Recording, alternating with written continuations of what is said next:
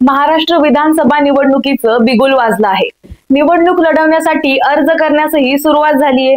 ही निवडणूक अत्यंत चुरशीची आणि तितकीच रंजक बनण्याची शक्यता दिसून येते।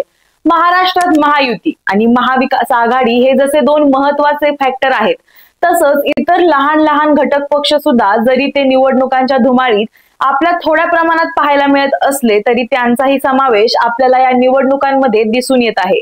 जरी एवढे वर्ष त्यांना अधिक बहुमत मिळाली नसली तरी यंदा कसलीच शक्यता नाकारता येत नाहीये, कारण सध्या महाराष्ट्रातलं वातावरण हे अगदीच अनप्रेडिक्टेबल झालं आहे। कितीही सर्वेज आणि जनमत आली तरी ऐन निवडणूक जनता काही वेगळं सुद्धा करू शकते आणि सध्याच्या ह्या राजकारणाला जनता बऱ्याच प्रमाणात कंटाळलेली सुद्धा आहे। त्यामुळे यंदाच्या विधानसभा निवडणुकीत महायुती आणि महाविकास आघाडी यांना सोडलं तर महत्त्वाचे 5 फॅक्टर या विधानसभेत आहेत, ज्यामुळे पत्ते फिरण्याची शक्यता व्यक्त केली जात आहे। आता नक्की कोणते आहेत हे 5 फॅक्टर आणि खरंच विधानसभेत गेम चेंजर ठरणार का ते जाणून घेणार आहोत प्राईम संवादच्या आजच्या भागात। नमस्कार, मी सारिका, प्राईम संवाद या युट्यूब चॅनल वरती आपणा सर्वांचं स्वागत करते। राज्यात महाविकास आघाडी आणि महायुती अशी दोन प्रमुख लढत होत असली तरी विधानसभा निवडणुकीचा निकाल बदलू शकेल असे प्रमुख 5 फॅक्टर राज्यात निर्माण झाले आहेत।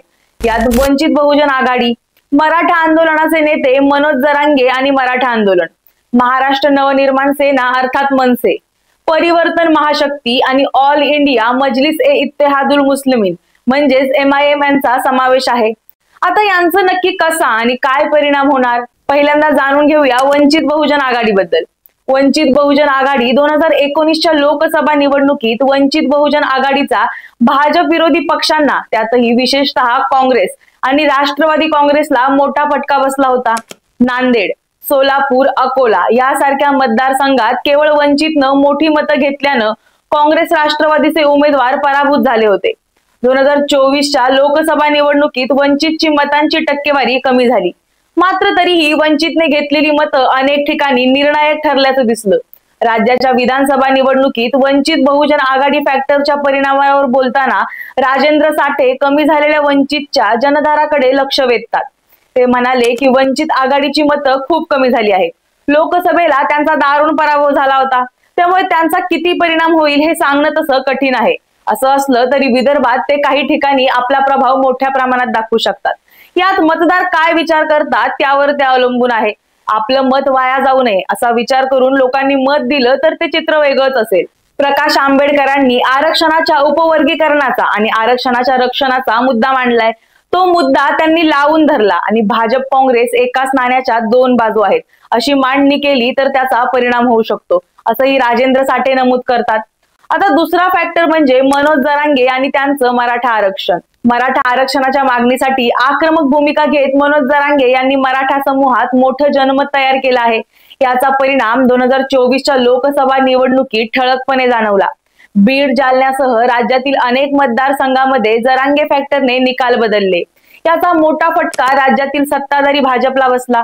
मनोज जरांगे या फॅक्टरचा कुठे परिणाम होईल यावर बोलताना राजेंद्र साठे म्हणाले, जरांगे म्हणत आहेत की ते विजयी होणार नाही पण पाडू शकतील। मनोज जरांगे मराठवाडा आणि काही प्रमाणात सोलापूर, नाशिक, अगदी थोड्या प्रमाणात पश्चिम महाराष्ट्रातही भागात काही परिणाम दाखवू शकतात। असं असलं तरी जरांगे फॅक्टरचा फटका कुणाला बसणार हे परिस्थितीनुसार बदलू सुद्धा शकतं। यावर भाष्य करताना अभय देशपांडे म्हणाले, मनोज जरांगे ज्या मतदारसंघात लढतील, उमेदवार देतील तिथे महाविकास आघाडीला फटका बसू शकतो। जिथे उमेदवार नसेल तिथे मत विभागणी टळून महायुतीला फटका बसेल। जरांगेंचा लोकसभा निवडणुकीत प्रभाव दिसला आहे आणि त्यात फार फरक पडलेला नाही, तो प्रभाव कायम आहे। ते मराठवाड्यातील किती मतदारसंघात निवडणूक लढतात त्यावर बरीच गणित अवलंबून असतील, असंही अभय देशपांडे यांनी नमूद केलं होतं। तसंच तिसरा फॅक्टर आहे मनसे आणि राज ठाकरे। लोकसभेत पायपाठी घेतलेले राज ठाकरे आता मात्र स्वबळावर लढणार आहेत। महाराष्ट्र नवनिर्माण सेनेचे प्रमुख राज ठाकरे यांच्या प्रभावी वक्तृत्वाचा तरुणांवर मोठा प्रभाव दिसून येतो। राज्यातील मुंबई, पुणे, नाशिक, ठाणे या शहरी भागात मनसेचं बळ हे अधिक प्रमाणात आहे, त्यामुळे या भागात मनसे किती मतदारांवर प्रभाव टाकते याचा परिणाम निकालावर होऊ शकतो। मनसे फॅक्टरवर बोलताना राजेंद्र साठे म्हणाले, मनसेचा मुंबई, ठाणे, कोकण या भागात शिवसेनेच्या ठाकरे गटाची मतं कमी करण्यासाठी वापर करून घेतला जाईल। मुंबईत जवळपास 32 जागा आहेत, त्यामुळे येथे मुख्यतः प्रभाव पडू शकतो। यावेळी राजेंद्र साठेंनी राज ठाकरे आणि एकनाथ शिंदेच्या वारंवार होणाऱ्या भेटीकडे लक्ष वेधत त्या उल्लेखनीय असल्याचं म्हटलं। मनसे फॅक्टरचा फटका जसा शिवसेनेच्या ठाकरे गटाला बसू शकतो तसा भाजप किंवा शिंदे गटालाही बसू शकतो, असं मत अभय देशपांडे यांनी व्यक्त केलं। ते म्हणाले, मनसेचा फॅक्टर मुंबईत ठाकरे सेनेसाठी अडचणीचा ठरू शकतो। नाशिकमध्ये मनसेचा परिणाम भाजप किंवा शिवसेनेच्या शिंदे गटावर होऊ शकतो, कारण येथील मनसेचा मतदार मनसे निवडणुकीत नसेल तर भाजप किंवा शिंदेच्या शिवसेनेकडे जातो। त्यांचाही परिणाम वेगवेगळ्या ठिकाणी वेगवेगळा असू शकेल। चौथा फॅक्टर आहे परिवर्तन महाशक्ती।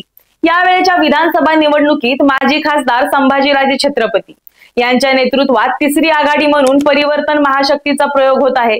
यात माजी खासदार राजू शेट्टी, माजी राज्यमंत्री बच्चू कडू, माजी आमदार वामनराव चटप, शंकरअण्णा धोंडगे यांचा समावेश आहे। या सर्व नेत्यांचा त्यांच्या भागात प्रभाव आहे, त्यामुळे तेही काही ठिकाणी निवडणूक निकाल बदलवू शकतात। परिवर्तन महाशक्तीवर बोलताना राजेंद्र साठे म्हणतात, परिवर्तन महाशक्तीचाही काही मतदारसंघात मर्यादित प्रभाव आहे। राजू शेट्टींचा इचलकरंजीत, संभाजीराजेंची फार ताकद आहे असं मला वाटत नाही। बच्चू कडूंचा अमरावती आणि आजूबाजूच्या परिसरात परिणाम होऊ शकतो, मात्र राजकुमार पटेल बच्चू कडूंना सोडून गेले आहेत, त्यामुळे कडूंचा प्रभावही घटला आहे। पाडापाडी करण्यात बच्चू कडूंचा प्रभाव काही ठिकाणी दिसेल। गेल्या वेळी सोलापुरात प्रहार जनशक्तीचा प्रभाव दिसला होता, मात्र या घटकांचा फटका कुणाला अधिक बसेल अशी तुलना केली तर बऱ्यापैकी फटका हा मवियाला बसेल, कारण हे सगळे सत्ताधाऱ्यांच्या विरोधातील मतं खातील। एरवी ही सत्ता विरोधी मतं मवियाला मिळाली असती, ती मतं आता मवियाला मिळणार नाहीत असं म्हणत साठेंनी परिवर्तन फॅक्टर कुणाला अडचण ठरू शकतो हे नमूद केलं। पाचवा आणि महत्वाचा फॅक्टर आहे एमआयएम। मागील काही निवडणुकांमध्ये एमआयएमचा मुस्लिम समाजात मोठा प्रभाव दिसला, मात्र 2024च्या लोकसभा निवडणुकीत त्यांचा प्रभाव कमी झालेला दिसला। त्यामुळे विधानसभा निवडणुकीत एमआयएम फॅक्टरचा परिणाम काय होणार याविषयी अनेक तर्कवितर्क लावले जातात। एमआयएम फॅक्टरचा किती प्रभाव होईल याविषयी बीबीसी मराठीने राजेंद्र साठे यांचं मत जाणून घेतलं होतं। यावेळी ते म्हणाले होते, एमआयएमचा खूप निर्णायक परिणाम होईल असं वाटत नाही। ते 1-2 मतदारसंघात काही परिणाम करू शकतात। मुस्लिम समुदायाचे मत वाया जाऊ नये अशी भूमिका घेतली आहे आणि एमआयएमचा तोच मुख्य जनाधार आहे। अभय देशपांडे यांनीही या विधानसभा निवडणुकीत एमआयएमचा फारसा परिणाम दिसणार नाही असंच मत व्यक्त केलं। ते म्हणाले, सध्याच्या निवडणुकांमध्ये भाजप विरोधात एक भावना आहे, त्यामुळे मुस्लिम मतांची विभागणी होईल असं वाटत नाही। 2024च्या लोकसभा निवडणुकीत मुस्लिम मतदार जसे महाविकास आघाडीच्या मागे उभे राहिले, तसाच तो विधानसभा निवडणुकीत उभा राहील। इम्तियाज जलील यांच्यासारखे एक दुसरे एमआयएमचे नेते विभागणी करू शकतात, ते वगळता सरसकट त्याचा परिणाम होणार नाही असंही देशपांडे यांनी नमूद केलंय। ज्येष्ठ पत्रकार महेश सरलशकर यांनी आतापर्यंत सर्व पक्षांनी उमेदवार घोषित केलेले नाहीत हा मुद्दा उपस्थित केला। तसंच कोणत्या मतदारसंघात कोणता उमेदवार उभा राहतो, तेथील जातीची समीकरणं काय आहेत यावर बऱ्याच गोष्टी अवलंबून आहेत असंही त्यांनी नमूद केलं। वंचित ते राजू शेट्टी व इतर घटक काही ठिकाणी प्रभावी असू शकतात। राजू शेट्टी हातकणंगले, बच्चू कडू अमरावतीत असा निवडक प्रभाव असू शकतो, मात्र या घटकांचा 288 मतदारसंघांच्या निकालावर परिणाम होईल असं नाही होऊ शकत, असं स्पष्ट मत महेश सरलशकर यांनी व्यक्त केलंय। आता महायुती आणि महाविकास आघाडी हे दोन्ही गट आपल्या पक्षाचा विचार करत आपण कसे पुढे जाऊ शकतो याचा विचार करत आहेत। निवडणूक पुढच्या महिन्यात असल्याने सगळे आपापल्या कामात आहेत, मात्र हे 5 फॅक्टर यंदाच्या निवडणुकीत खूप जास्त महत्वाचे ठरण्याची शक्यता नाकारता येत नाही। कारण तसं बघायला गेलं तर जनता ही सरळ सरळ महायुती आणि महाविकास आघाडीच्या आरोप प्रत्यारोप आणि फुटाफुटीच्या राजकारणाला कंटाळलेली आपल्याला दिसत आहे। त्यामुळे तिसरा पर्याय म्हणून जनता ह्या 5 फॅक्टर मधल्या एका फॅक्टरचा विचार नक्कीच करू शकते। त्यामुळे हे 5 फॅक्टर विधानसभेच्या निवडणुकीमध्ये गेम चेंजर ठरण्याची शक्यता ही दाट आहे। याबद्दल तुम्हाला काय वाटतं? या 5 फॅक्टर बद्दल तुमचं मत काय आहे हे आम्हाला कमेंट मध्ये नक्की सांगा आणि प्राईम संवाद या YouTube चॅनलला सबस्क्राईब करायला विसरू नका। धन्यवाद।